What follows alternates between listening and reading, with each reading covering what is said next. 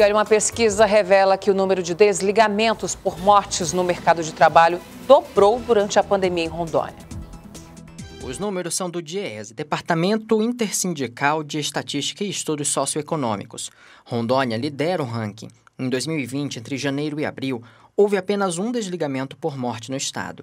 No mesmo período de 2021, já foram 17, crescimento de mais de 1000%. Segundo o Gustavo Monteiro, economista que participou da pesquisa, apesar do número mais que ter dobrado, não é possível afirmar se todas as mortes foram por Covid-19. Nesse registro do governo não tem a causa da morte, então não dá para saber do que as pessoas morreram. O que a gente consegue comparar é o que tinha antes e depois da pandemia.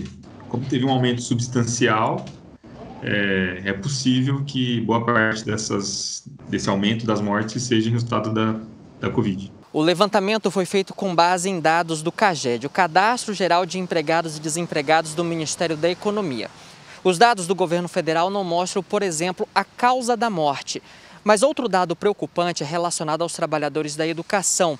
Entre esse público, o número de desligamentos por morte também cresceu. Como foi um número muito expressivo de mortes a mais do que no ano passado, é difícil encontrar outra explicação que não seja a Covid. No setor da educação, teve bastante home office também, principalmente no ano passado. Mas, além dos professores, também tem toda uma rede, né, de trabalhadores envolvidas na educação, que são os trabalhadores, por exemplo, que fazem a limpeza, os porteiros, os zeladores, e muitos desses não conseguiram fazer o home office e foram bastante afetados também. Então, é bem provável que esse aumento das mortes na educação e em todos os outros setores tenha relação, sim, com a pandemia. Quem viveu isso na pele sabe o quanto é doloroso. O Fábio perdeu a mãe para a Covid. Ela era professora e não resistiu à doença. Minha mãe contraiu Covid e acabou desenvolvendo a forma grave da doença e necessitou de hospitalização.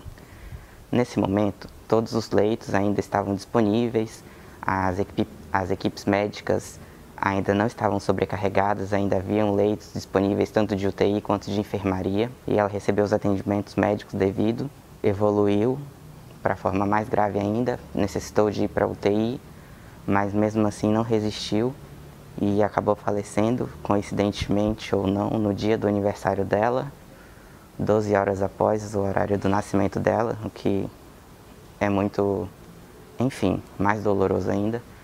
Mas o que eu quero dizer com esse relato e pedir é que todos vocês colaborem, fiquem em casa, não aglomerem, utilizem as máscaras sempre que vocês forem ter contato com alguém que não é da família de vocês. Para a pesquisadora da Fiocruz Rondônia, Deusilene Vieira, o retorno às aulas dependerá da situação epidemiológica da doença durante o segundo semestre do ano, quando as aulas estão programadas para retornarem em Rondônia.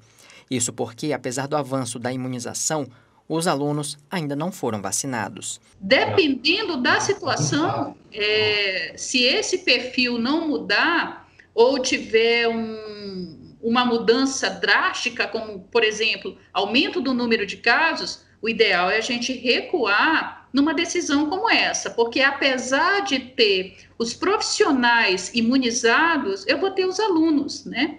Muitos deles, né, não estarão ainda imunizados e serão indivíduos suscetíveis.